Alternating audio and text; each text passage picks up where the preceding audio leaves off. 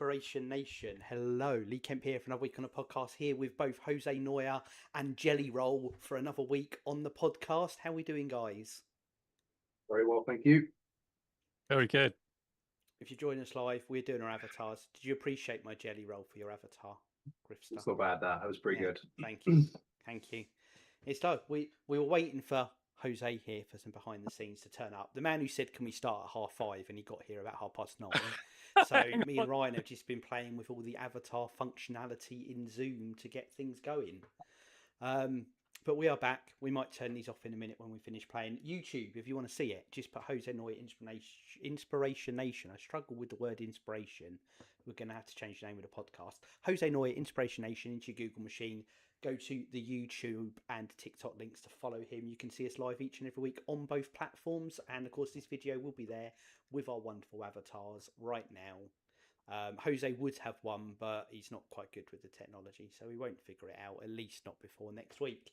Right, we're going straight into this. We've done no pre-prod, so who's got a subject this week for us to talk about? Jose, look at him, he's up. What are we talking about then? Let's get going. Okay, I've got to do this. I've got to do this thing first. Hold on. You ready? You've got to guess the quote. Okay. This is anticipation now. What is this? Go on then. Okay, ready? Yeah. If you want to make the world a better place, take a look at yourself and make that change. There you go. Who's that? Did you just stand on your cat's tail or something? What just happened there? Something like that. Come on, guess the quote. Come on. Michael Jackson, Man in the Mirror. Yeah. Yes, that's the quote for today. I didn't want to acknowledge it so quickly because it would give some pretense that was good, which it absolutely wasn't. But I appreciate you doing it. That was good. Put myself out there, right? So anyway, yeah, because I am so excited because I went and watched the movie. I thought you were going to say that. Yeah. Ah, okay.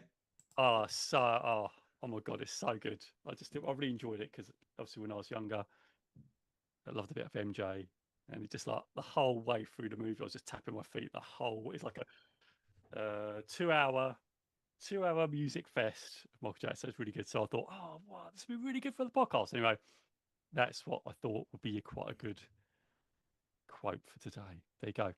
I like it. I'm going to take my thing off, by the way, my avatar for those. Sorry for those who are just listening, but I've realised it even picks up your eyebrows moving when you move your eyebrows. Nice, very cool. See that? I can see it. Very cool. Right, carry on while I play with my screen. Okay, just keep making sure you play with your screen. Okay, let's carry on with this. So, if you want to make the world a better place, take a look at yourself and make the change. So, for me, this is something. Do you know what? I've looked back at my life, and when I told about the exercise that I went back and did with Evan Carmichael. Do you remember when I sent those about 30, 40 pages to you, Lee, about the whole exercise that I did? Do you remember that? And you went, oh my God, so overwhelming. Don't send that to me again, type Jose, type example. But that's what happened. So when I look back, do you know what I excluded? I absolutely excluded this other person, Michael Jackson, in my life that was very inspirational at a very young age. And when I look back now, I think, God, I listened to him a lot. I played my Commodore Amiga and had his music in the background on loop, had the vinyls.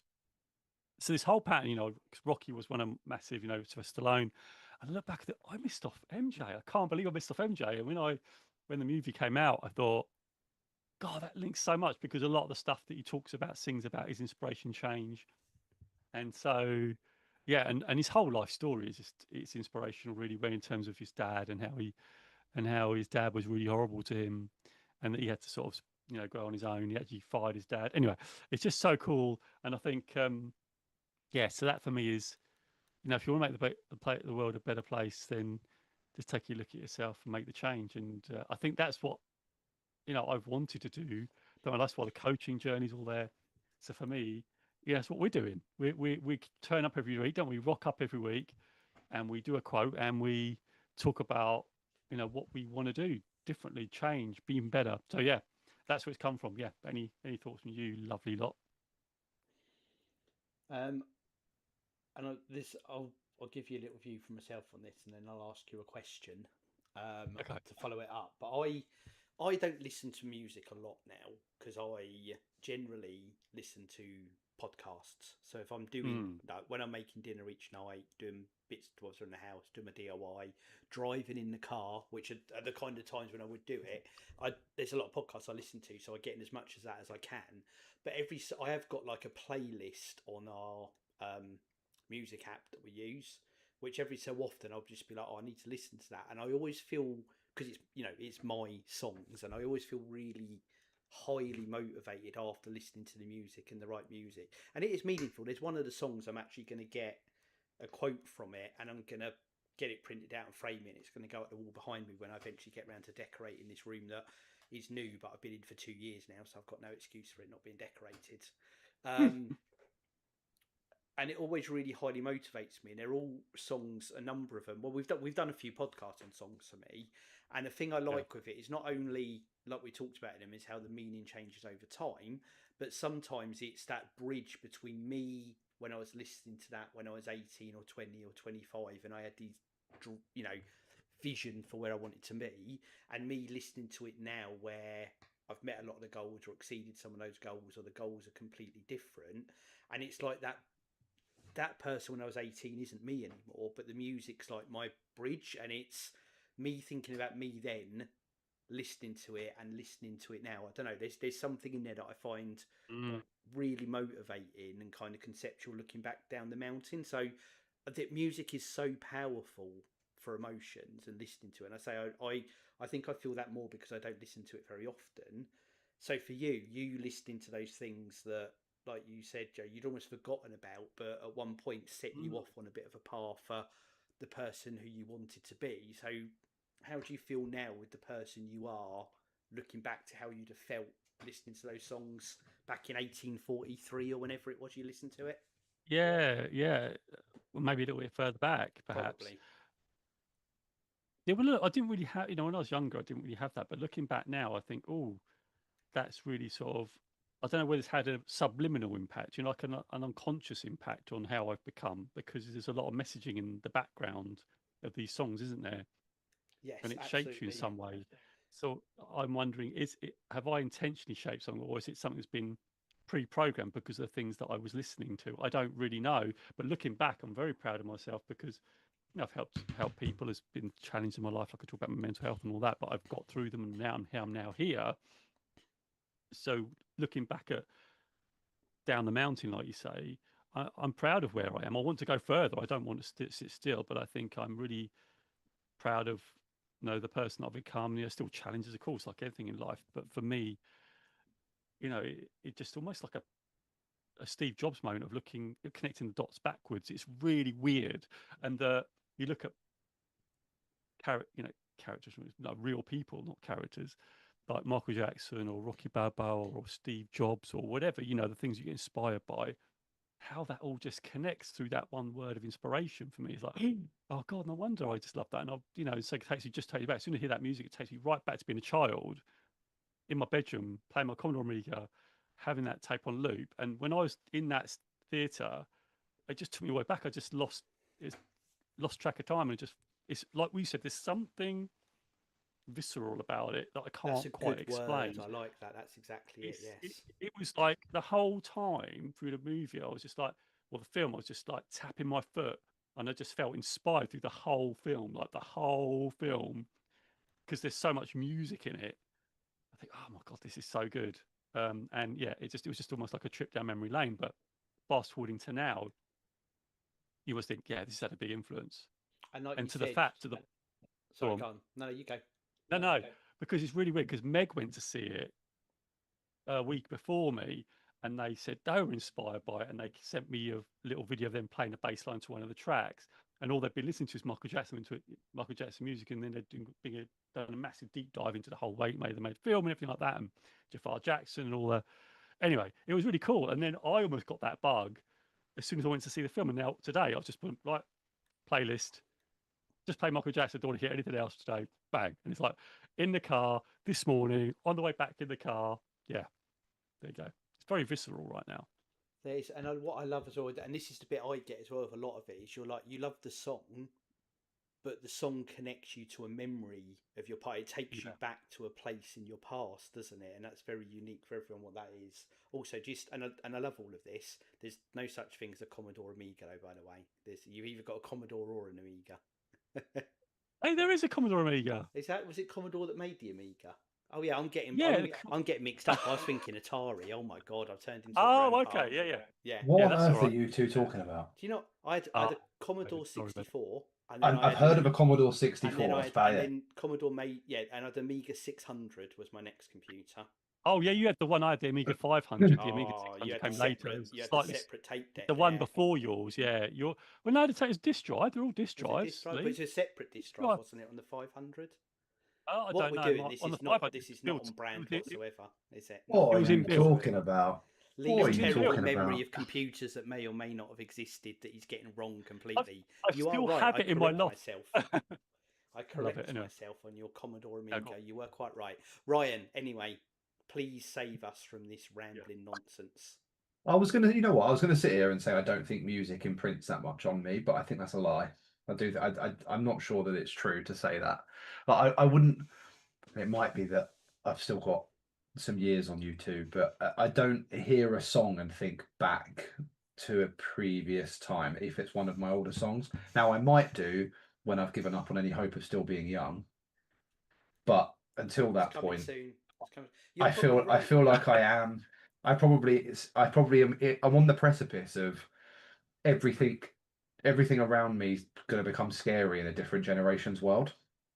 Like, well, I don't know. You know what? I took over running the pool league that I play in my local town because my dad gave it up short term.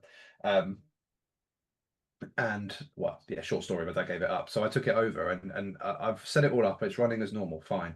But there are 2 or 3 teams that are full of 18-year-olds that I've never met before. And before then, even in my mid to late 20s, I was still the youngest person that played in the league because nobody of any age goes out and plays pool on a Wednesday night unless they're with their mates looking for something fun to do, which hopefully these 2 teams are. But now I'm not the youngest anymore.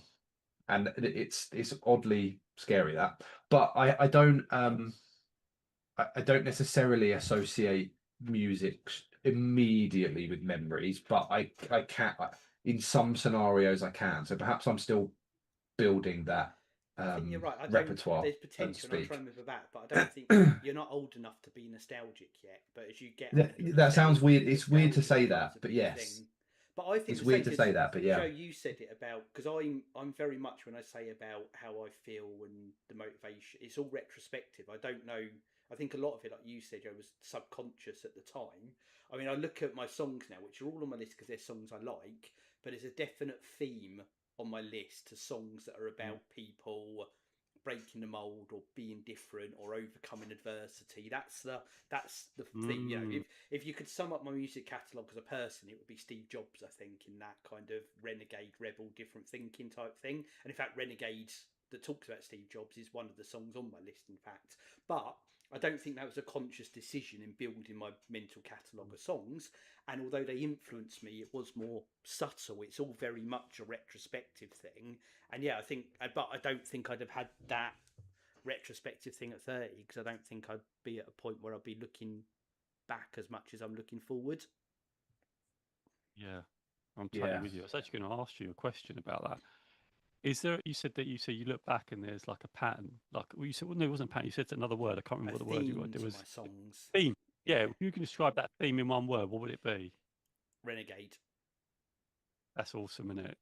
That's your word, renegade. That's my. So there's going up, and I'll say now, and it's because it is those. And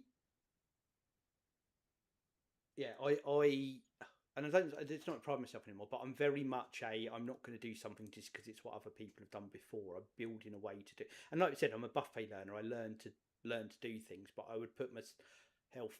I think in that I enjoy myself most when I'm pushing the boundaries and trying to do something in a different way and doing something new. And it's that a lot of my songs speak to that. So there's a Steve Jobs quote about that I'm going to get framed and it's going to go up on the wall.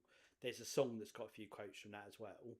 And then my other one is Daft Punk, but it's harder, better, stronger, faster, which I think is we've talked about this before. Just do it a little better, do it a little better, do it a little better, do it a little better. That's how you get there, and they all come. You know, 2 of the 3 come from songs, and they're big mantras of who I am. And I obviously gravitated not only songs I like for the tune and the melody and whatever, but it's more the lyrics that get to me with the songs, and there's definitely that slant towards ones that are about people. Yeah, that pushing outside the box or breaking through. There's one, but I think it's Panic at the Disco, where they talk about being the one in a million. That's my theme, and it's obviously all quietly motivate me in the back of my head. Weirdly, mine's less lyric, more melody. Yeah. So you touched on Daft Punk there. I'm a huge fan of Daft Punk from a similar era, but my favorite song is One More Time, because I think that can be where I listen to a lot of I don't know, electronic music, dance music, house music, that sort of stuff. That's mixable with a lot of other songs, so I hear it semi regularly. Don't get me wrong, I still like the songs that you've referenced, but if I had to pick it, I wouldn't pick based on lyric. I would pick based on what I hear as the melody, so to speak, of the song. No, I get that, Chris. And it's like, I look at one, and there's some that are like that where I just like it for the song. But even then, when it's more on the music, it's very, I don't know, heavy violin or like Linkin Park dramatic type stuff that I think. And again, I don't think I realised I picked them for the reasons I think I do now, or maybe I see meaning in them that wasn't there at the time for me, and I'm just applying it retrospectively. I don't know, but there's definitely something in the inspiration of the song. It's weird how people think, right? Because there are a lot of cult classic songs that the UK has, right? And I think the most recent one that everyone would know is Mr. Brightside by the Killers, right? It's on my list. But do you think people listen to that for the lyrics or the song or the melody?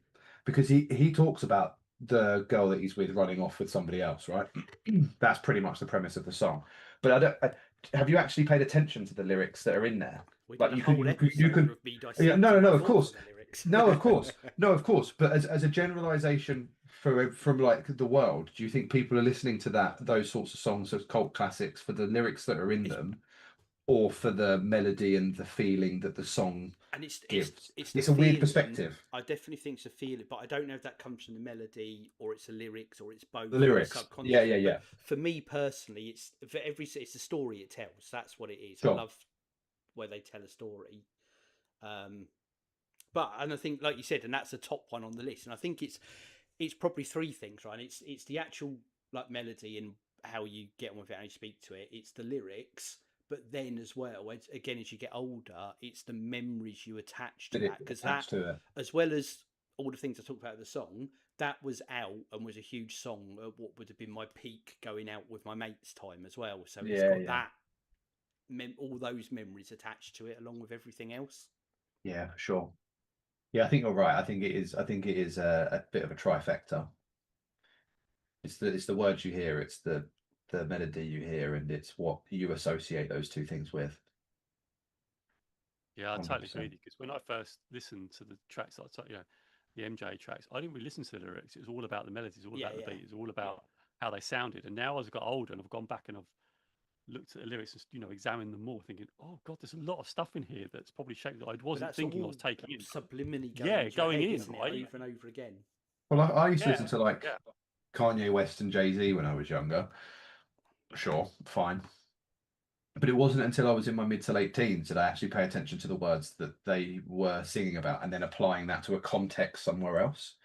So, these things just have layers, don't they? It's like an onion. Music is a bit like an onion. It just has more and more layers that help people kind of reference and remember and memorize and feel safe in. I think a lot of people use music to feel safe, don't they? So, like a donkey. Powerful stuff, isn't it?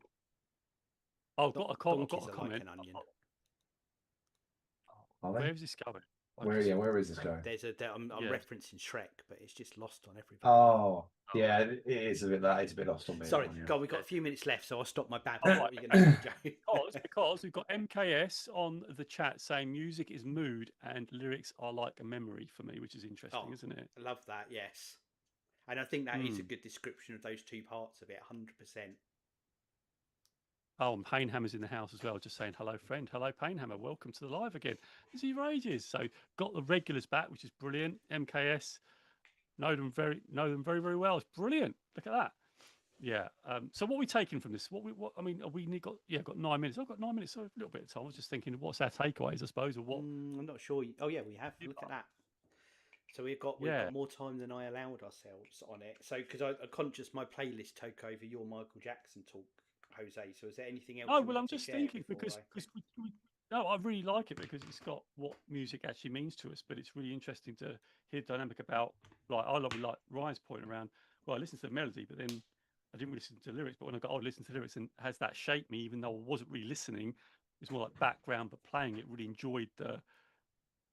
I was gonna. Go on. I think the point I was going to make is I wonder if it's generational difference. Like my attention span, generally speaking, for people at my age, would in principle be worse than Lee's because I'm more of a mobile phone generation than perhaps you were. Don't get me wrong, you are a product of your environment, and the more time you spend on your phone, the worse you are, and we all have access to the same stuff. But if I use a really broad generalization that Lee's generation is probably has a better attention span than mine, and I have a better attention span than the next generation, etc., then I wonder if Lee's attention to lyrics plays a part in that because I can't be asked to listen to the whole lyrics of every song. So I'd rather listen to the repeated melody that I enjoy and get on board with. I wonder.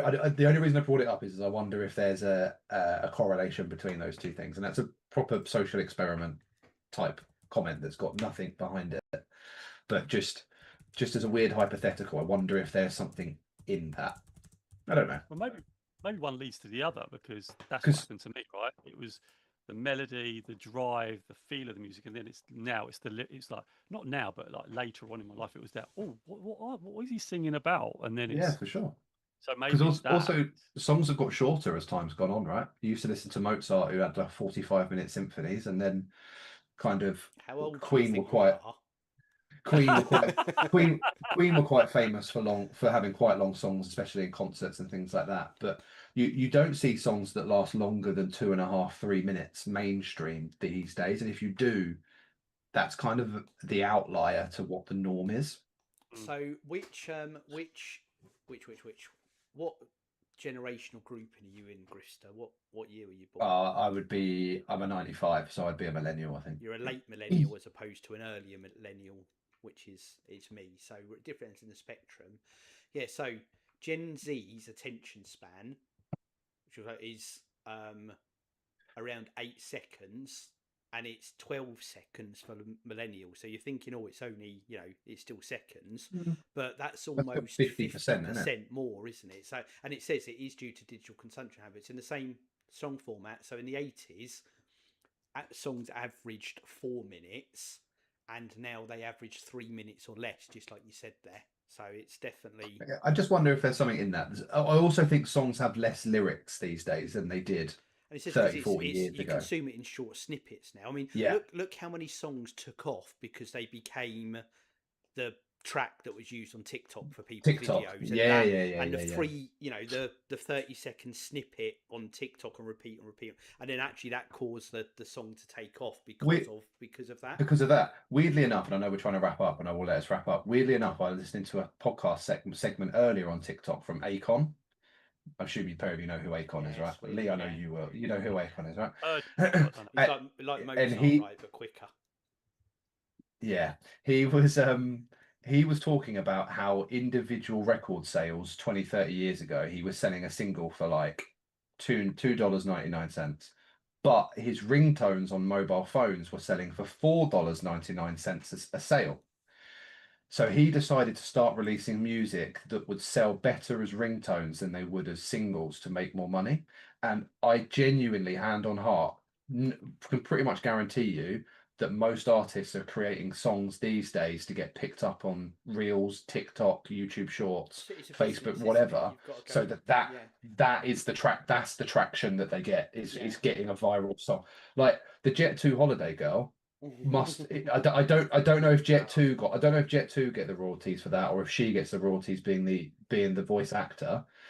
Unbelievable the amount of videos that's in that had of that. But yeah, it's interesting how the times really dictate the material that people ingest. It isn't that the material is dictating the audience. The audience will always dictate the material, and that's a weird place to be, because as a content creator or a music creator or a TV producer or a film producer, you're taking a punt every time. Like, will the audience accept this? Or there are some exceptions. If they released a 10th Star Wars film, that would do well because of the brand that it's in. But generally speaking, as a standalone kind of scenario, the audience will dictate what success anything that gets put out there is, and people are always bending their ideas to what will be accepted by people. And you've got to adapt. So really, the music industry is a great one, because it's, there's a point where you'd have singles, you'd have albums, and you'd have your live tours, and you had those multiple pillars of income streams. Yeah. But the singles and albums money has all but disappeared, because a stream does not exist anymore, and this is why you get these mega tours from artists, because that's where the money's in the live events now. It's not in those other bits. And like you said, you've then got things, the distribution. Your singles would be your advertisement for the album, which is your advertisement for the live tour, but that doesn't exist there anymore. And you said you've got different avenues now with, like you said, the social media clips, where you don't directly get the money on that, so to speak, although I'm sure there's something in the background, but that's your shop, that's your advertisement to get people to to come to your live tours or whatever it is as well, when you've got 1,000,000% pick up. And like you said, there are people, and there's been all over the years, there's artists who are so good at understanding the business of what they do.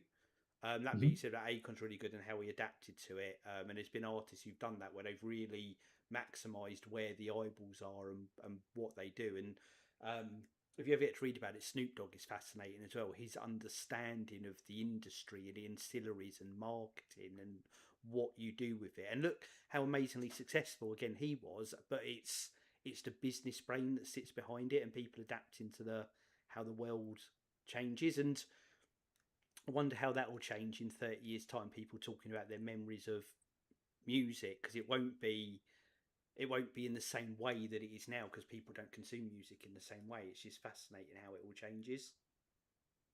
We could rabbit hole on this for ages. Joe, you've picked a really good subject for this week, I have to say. Had to happen eventually, 7 years in. Did do, didn't it? Look at that cracker. Right, any final thoughts, guys? Because we do have 2 minutes left. My takeaway this week is a quote from somebody that is a content creator that I used to watch an awful lot of, that I don't anymore, but is an incredibly smart person. And the quote is, "Adapt or become extinct." You've got to adapt or you're going to go extinct. Love it. My takeaway is actually an action, and I'm not going to listen to a podcast when we log off in a minute. I'm going to go and listen to my list and dive into my inspiration and my nostalgia. Jose. I'd love to know what that feels like when you. I'd like to know what that feels. I'd like to know what you do because of your motivation from that. I'm going to make my best spaghetti bolognese anyone's ever seen. You got to drop that in the nation chat. For me, it's just continue to make those changes for me, because of what I've experienced, and using that energy now to drive some more things, really. But being happy about what I'm doing, but use that energy, this excitement energy, to keep driving new things, whatever, to keep getting better. So that's mine, really, making that change. Love it. That. Great stuff. Again, if you like what we're doing, support us, inspirationnation.org.uk. More importantly, Jose Noya, Inspiration Nation, in your Google machine, YouTube and TikTok. Loads of great content there. And for those that are doing it and listening and downloading the archives, we really appreciate the support. Leave us a review, hit subscribe, tell friends and family. That's all that really helps us. And we'll be back next week. All that's left to do is say 3, 2, 1. Inspiration Nation. Catch you guys later. Thanks for watching. Thanks, MKS. Loving your hands up there. It's brilliant. Take care. Have a